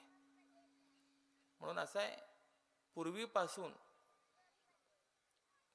एक कुलगुरू हे ठरलेले असायचे की सामान्यतः त्यांच्याकडे बघितलं जायचं, त्यांना ती सर्व घराण्याची माहिती असायची. आणि अशा परिस्थितीमध्ये संकटातून पार होण्याकरता काय केलं पाहिजे याचं मार्गदर्शन ते करत असत. बघा, आपण भगवान श्रीकृष्ण असतील तर गर्ग महामुनी, शांडिल्य महामुनी ही त्यांचे पुरोहित आहेत. रामरायांचे पुरोहित कुलगुरू वसिष्ठ महामुनी आहेत. सीतामाईचे कुलगुरू शतानंद आहेत. पांडवांचे कुलगुरू धौम्य आहेत. दधीची समजावून सांगतायत, दक्षा, अरे तुझं हित व्हावं, तुझं कल्याण व्हावं म्हणून मी तुला हे सांगत होतो. भगवान शंकरांना जर तू आमंत्रण केलं नाही तर लक्षात ठेव, अयज्ञोयम महाजातो विनातेन शिवे नाही विनाशोपी विशेषेन ह्यत्र तेहि भविष्यति. जर तू भगवान शंकरांना आमंत्रण केलं नाही, त्यांना सन्मानित केलं नाही, त्यांची पूजा केली नाही, तर भगवान शंकरांना वाचून हा महान यज्ञ देखील अयज्ञ होईल. आणि निश्चयानेच या यज्ञाने तुझा विनाश होईल. लक्षात ठेवा. मला विचारायचं आहे, यज्ञ कल्याण करण्याकरता करायचा आहे का विनाशाकरता करायचा आहे? कल्याणाकरता करायचा आहे. पण यज्ञ कर्म करताना जर यज्ञाराध्य भगवान शंकरांचं आपण यथायोग्य पूजन केलं नाही तर तो यज्ञ कल्याण करणारा न ठरता तो विनाशकारी ठरतो. आणि जर तुला भगवान शंकरांना आमंत्रित करायचं नाही, आम्ही तुझ्या कल्याणाचं सांगतोय, हिताचं सांगतोय, तुला ऐकायचं नाही, आम्ही या ठिकाणी राहणार नाही. आणि यज्ञ वाटाच दक्षस्य त्वरित स्वाश्रमंग येऊ. दधीची महामुनी निघून गेले तिथून. आणि जात असताना जे भगवान शंकरांचे विरोधक आहेत त्यांना शाप देऊन गेले आहेत. मुनौ विनिर्गते तस्मिन् मुखादन्येषु दुष्टधीः शिवद्रोही मुनीन् दक्षः प्रहसन्निदम् अब्रवीत्. दधीची ऋषी निघून गेले. मग शिवद्रोही असलेला जो काही दक्ष आहे तो इतर मुनींना उद्देशून बोलायला लागला, गतः शिवप्रिय विप्रो दधीचो नाम नामतः अन्ये तथा विधे येच गतास्ते मम चाध्वरात एतत् शुभतरम जातम सम्मतम मेहि सर्वथा सत्यम ब्रवीमि देवेश सुराश्च मुनयस्तदा. भगवान शंकरांच्या विषयी आदर बुद्धी धारण करणारे दधीची या यज्ञातून निघून गेले. आणि त्याबरोबर भगवान शंकरांचे जेवढे भक्त होते ते सगळे या यज्ञातून निघून गेले. हे फार चांगलं झालं म्हणे. आता मला तर फार समाधान झालं आणि हे मी खरं सांगतो म्हणे. विनष्ट चित्ता मंदाश्च मिथ्यावादरता खलाहा वेदबाह्या दुराचारा त्याज्यास्ते मख कर्मणे. यज्ञामध्ये कुणाला सहभाग देऊ नये याचं चिंतन आहे. हे जरी भगवान शंकरांच्या प्रियजनांकडे त्या दक्षाने लावलं असेल तरी ही गोष्ट लक्षात घेण्यासारखी आहे. जे नष्ट बुद्धिवान आहेत, जे मूर्ख आहेत, जे खोटं बोलणारे आहेत, जे खलवृत्तीचे आहेत, जे दुराचारी आहेत, त्यांच्या माध्यमातून यज्ञ कर्म करू नये. त्यांना यज्ञाचं यजमानपद हे देता येत नाही. म्हणून गंमत अशी आहे, गावोगावी प्राणप्रतिष्ठा होते की नाही होते. आणि गंमत अशी होते, त्या प्राणप्रतिष्ठा करण्याकरता यजमान निकष कोणते लावले जातात? जो पैसे देईल त्याला यजमानपद, असं होतं की नाही गावोगावी. आणि मग प्रश्न असतो, तो खाणारा पिणाराही असतो, पण तरी सुद्धा फक्त पैसे दिले की त्याला यजमानपद दिलं जातं. ही शोकांतिका, हे बदललं पाहिजे म्हणून मी सांगतो. पण तसं नाही आहे. ज्याला यजमान पद स्वीकारायचं आहे त्याने स्वतःच्या ठिकाणी काहीतरी अधिकार प्राप्त करून घेतला पाहिजे. शास्त्रकार सांगतात किमान त्या मुहूर्ताच्या, त्या यज्ञाच्या, त्या प्राणप्रतिष्ठेच्या अगोदर 40 दिवस पर्यंत त्याने व्रतस्थ राहिलं पाहिजे. ब्रह्मचर्याचं परिपालन, सत्य भाषण, भूमिशयन, असे अनेक काही नियम आहेत. त्या नियमांचं परिपालन त्यांनी केलं पाहिजे. एक विचार करा, आपण तुलनेने आपण सामान्य माणसं, पण असं असताना सुद्धा प्राणप्रतिष्ठा, यज्ञ यागादिकांच्या अगोदर आपण 4-5 दिवस सुद्धा अगोदर आपण नियम परिपालन करत नाही. पण आज आपल्याकरता निश्चितपणे गौरवाची, अभिमानाची बाब आहे की माननीय पंतप्रधान महोदय यांनी प्राणप्रतिष्ठेचं आपल्याला यजमानपद स्वीकारायचं आहे, तर तत्पूर्वी एवढा मोठा व्याप पाठीमागे असून सुद्धा 11 दिवस पर्यंत व्रताचं परिपालन केलं. हे मी कशा करता सांगतोय? यजमान कसा असावा, यज्ञ कर्मामध्ये ब्राह्मण कसा असावा, याचा हा एक आदर्श आहे. हे लक्षात घेण्यासारखी गोष्ट आहे. हे आपल्याला टीव्हीवर दाखवलं गेलं की नाही, हे त्यांच्या प्रसिद्धी करता नाही बरं का. पण ज्या वेळेला मोठी माणसं काही वागत असतात त्याप्रमाणे मागावून येणारी जी मंडळी असते ती वागत असते. यद्यद आचरति श्रेष्ठः तत्तदेवेतरो जनः स यत् प्रमाणम कुरुते लोकस्तदनु वर्तते. तैसे संत जगी क्रिया करुणी दाविती अंगी. त्यांनी आचरण करून दाखवलंय.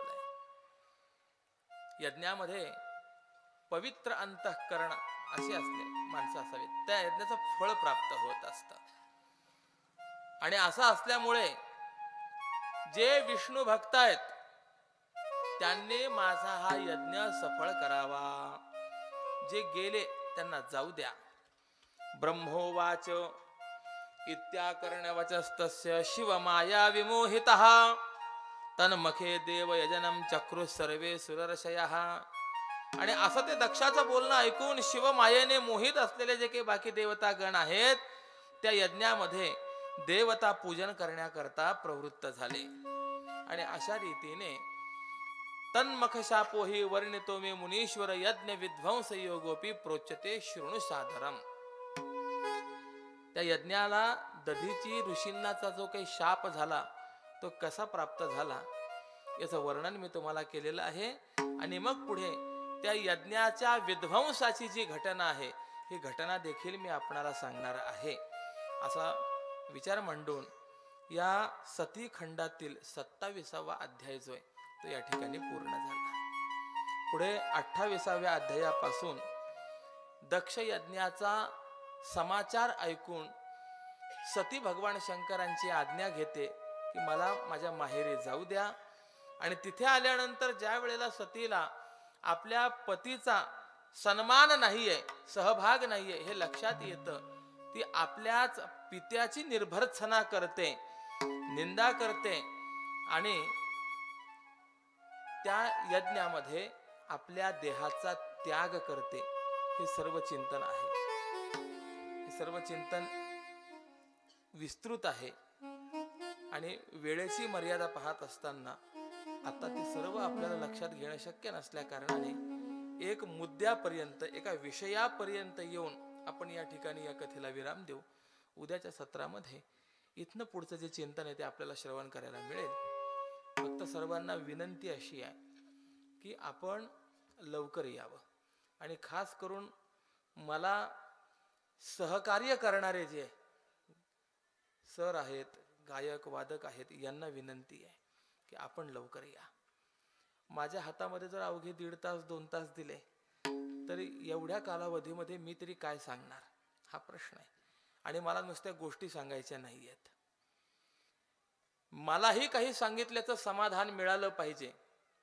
आणि मंडपातून परतत असताना काहीतरी आपण ऐकून चाललोय, आपल्या पदरात काही पडलंय याचं समाधान तुम्हालाही मिळालं पाहिजे या दृष्टिकोनातून माझा बोलण्याचा विचार आहे, प्रयत्न आहे.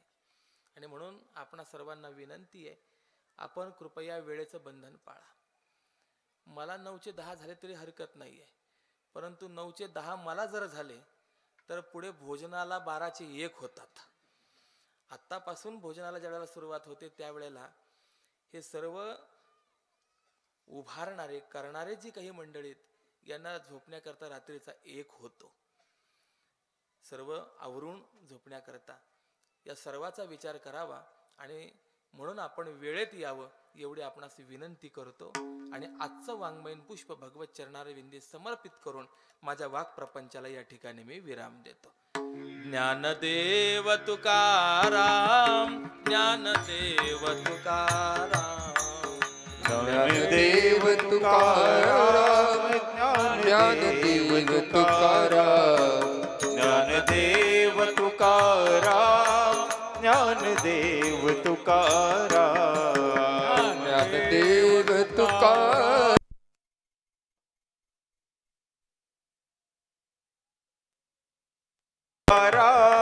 ज्ञानदेव तुकाराम, ज्ञानदेव तुकाराम, ज्ञानदेव तुकाराम, ज्ञानदेव तुकाराम, ज्ञानदेव तुकाराम, ज्ञानदेव तुकाराम, ज्ञानदेव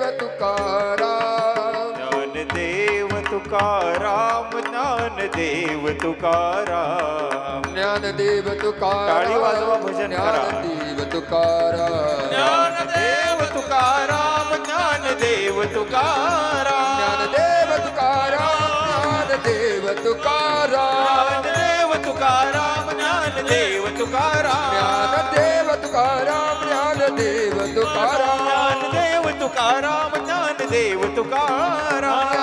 तुकाराम, ज्ञानदेव तुकाराम. सोमेश्वर भगवान की नमः. पार्वते पतये हर हर महादेव.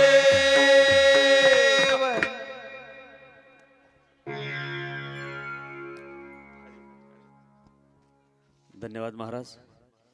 महामुनी अगस्ती महाराजांच्या या पुण्यपावन पवित्र भूमीत अधिष्ठान दैवत भगवान सोमेश्वर महाराजांच्या प्रांगणात आपल्या सर्वांच्या पवित्र उपस्थितीत महाराष्ट्राच्या वारकरी संप्रदायाचं वैभव, वेदशास्त्र संपन्न, धर्मशास्त्र पुराण याचे गाडे अभ्यासक, संत वाङ्मयाचे गाडे अभ्यासक, तरुण पिढीच्या कीर्तनकार प्रवचनकारांचे मार्गदर्शक, आपल्या सर्वांचं श्रद्धास्थान आणि मार्गदर्शन आदरणीय श्रीभक्तीपरायण आपल्या ज्यांच्या श्रीमुखातून पवित्र वाणीतून आपण ही कथा या ठिकाणी श्रवण करत आहोत, त्याआदरणीय जगदीशजी महाराज जोशी शास्त्री बाबांच्या प्रतिमे आपण आपल्या सर्वांच्या वतीनं गोलपोस्ती परिवार आणि सोमेश्वर नगर परिवार आणि उपस्थित भाविकांच्या वतीनं कृतज्ञता व्यक्त करतो. जोरदार टाळ्या वाजवू आपण एकदा बाबांच्या करता.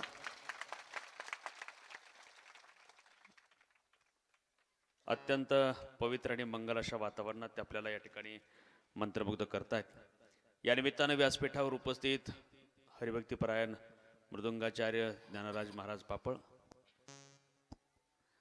याचबरोबर ज्यांचं गोड सुमधुर गायन आपण या ठिकाणी ऐकत आहात ते अभिनवच्या संगीत कला अकॅडमीचे प्राचार्य इंद्रवांजी कोलाळ सर, हरिभक्तीपरायण गायनाचार्य नितीनजी महाराज देशमुख, बाळासाहेबजी महाराज देशमुख, रामनाथ महाराज देशमुख, आरोटे महाराज, दत्ताभाऊ अस्वले, याचबरोबर आपण अनेक ज्ञात अज्ञात मंडळी या ठिकाणी उपस्थित आहात. आपल्या सर्वांच्या प्रति कृतज्ञता व्यक्त करताना ज्यांचं आजचं या ठिकाणी दिवसभराच्या अनेक सगळ्या उपक्रमामध्ये योगदान आहे, त्यामध्ये सकाळचा अल्पोपहार अशोक विठ्ठल लोहटे, सकाळचं अन्नदानाची पंगत आर्किटेक्ट चेतनजी अंबादास नायकवाडी आणि भीमराजजी मार्तंड नायकवाडी या परिवाराच्या वतीनं ते इथे उपस्थित असतील. त्यांना विनंती आहे की आपण या ठिकाणी स्टेजजवळ यायचं आहे. संध्याकाळच्या अन्नदानाची सेवा ही आदरणीय श्री बाबासाहेब किसन दातखिळे मंडलाधिकारी अकोले, याचबरोबर आमचे सन्मित्र आदरणीय शांताराम गोविंद धुमाळ EDCC बँक शाखा अधिकारी अकोले यांनाही विनंती आपण कृपया व्यासपीठाच्या जवळ यायचं आहे. चला उभयताने यायचं आहे सपत्नीक पटकन. चला तुम्हाला तात्यानं विनंती आपण कृपया पुढे यायचं आहे. सपत्नीक आपण यायचं आहे. आपल्या हस्ते या ठिकाणी आरती होते. या निमित्तानं जी अनेक मंडळी या ठिकाणी उपस्थित आहेत त्यामध्ये अगस्ती देवस्थानचे कार्यकारी विश्वस्त संभाजी शेठ भिंगारे, हरिभक्तीपरायण विशालजी महाराज वाघमारे, हरिभक्तीपरायण दत्तभाऊ अस्वले, विलासजी आवारी, गौरामजी खैरे, दादाभाऊ सावंतसाहेब आपल्या अमृतसागर दूध संघाचे कार्यकारी संचालक आहेत. यांनाही विनंती की आपणही या ठिकाणी महाआरती करता उभं राहायचं आहे.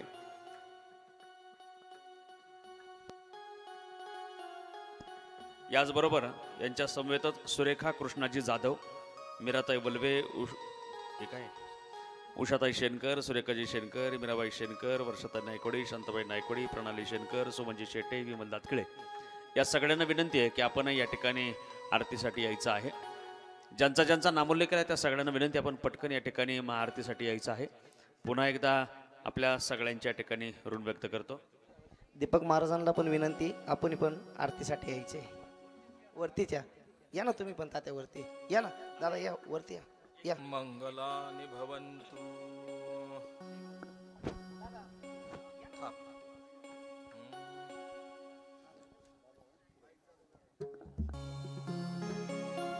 ओम जय शिव ओंकारा हो प्रभु हरा शिव ओंकारा ब्रह्मा विष्णु सदाशिव, ब्रह्मा विष्णु सदाशिव अर्धांगी धारा. ओम जय शिव ओंकारा एकानन चतुरानन पंचानन राजे, स्वामी पंचानन राजे. हंसानन गरुडासन, हंसानन गरुडासन वृषवाहन साजे. ओम जय ओंकारा. दो भुज चार चतुर्भुज दस भुज अति सोहे, स्वामी दश भुज अति सोहे. त्रिगुण रूप निरखता, त्रिगुण रूप निरखता त्रिभुवन जन मोहे. ओम जय शिव ओंकारा. अक्षमाला वनमाला रुंडमाला धारी, चंदन मृगमत सोहे, चंदन मृगमत सोहे भाले शशिधारी. ओम जय शिव ओंकारा. श्वेतांबर पीतांबर बाघंबर अंगे, सनकादिक गरुणादिक, सनकादिक गरुणादिक भूतादिक संगे. ओम जय शिव ओंकारा. कर के मध्य कमंडलु चक्र त्रिशूल धरता, जग करता जग भरता, जग करता जग भरता, जग संहार करता. ओम जय शिव ओंकारा. ब्रह्मा विष्णु सदाशिव जानत अविवेका, प्रणवाक्षर मध्ये, प्रणवाक्षर मध्ये ये तीनों एका. ओम जय शिव ओंकारा. काशी में विश्वनाथ विराजित नंदी ब्रह्मचारी, नित उठी भोग लगावत, नित उठी भोग लगावत महिमा अति भारी. ओम जय शिव ओंकारा. त्रिगुण शिव जी की आरती जो कोई नर गावे, कहत शिवानंद स्वामी, कहत शिवानंद स्वामी मन वांछित फल पावे ओम जय शिव ओंकारा ओम जय शिव ओंकारा ओम जय शिव ओंकारा ब्रह्मा विष्णु सदा शिव ब्रह्मा विष्णु सदा शिव अर्धांगी धारा जय शिव ओंकारा खालील लोटांगण वंदीन कर्ण डोळ्याने पाहिन रूप तुझे प्रेमे आलिंगन आनंदी भोजन भवे वाळिन मने नमा त्वमेव माता पिता त्वमेव त्वमेव बंधु सखा त्वमेव विद्या द्रविणं त्वमेव सर्वं मम देवदेव कायेन वाचा मनसेन्द्रिये वाक्यात्मना मा प्रकृति स्वभाव करोमि यज्ञं सकलं परस्मै नारायणाय समर्पयामि अच्युतं केशवं राम नारायणं कृष्ण दामोदरं वासुदेवं हरिं माधवं गोपिका वल्लभं जानकी नायकं रामचन्द्रं हरे राम राम राम हरे हरे हरे कृष्ण कृष्ण कृष्ण हरे हरे हरे राम राम राम हरे हरे हरे कृष्ण कृष्ण कृष्ण हरे हरे आता विश्वात्मके देवे येणे वाग्यज्ञ तोषावे तोषोनी मज द्यावे फसायदाने जे कळांची व्यंकटी सांडो दया सत्कर्मी रती वाढो भूता परस्परे पडो मैत्र जीवांचे दुरितांचे तिमिर जाओ विश्व स्वधर्म सूर्य पाहो जो देवांची तो ते लाहो प्राणिजात वर्षत सकळ मंगळी ईश्वर निष्ठांची मांदियाळी अनवरत भूमंडळी भेट तू भूता चला कल्पतरूचे आरव चेतना चिंतामणीचे गाव बोलती जे अर्णव पियुषांचे चंद्रमे जे अलांछन मार्तंड जे तापहीन जे सर्वाही सदा सज्जन सोयरे होतु किंबहुना सर्व सुखी पूर्ण हो नितीनी लोकी बजिजो आदि पुरुषी अखंडित आणि ग्रंथोपजीविये विशेषी लोकीये दृष्टा दृष्ट विजय हो आवेजी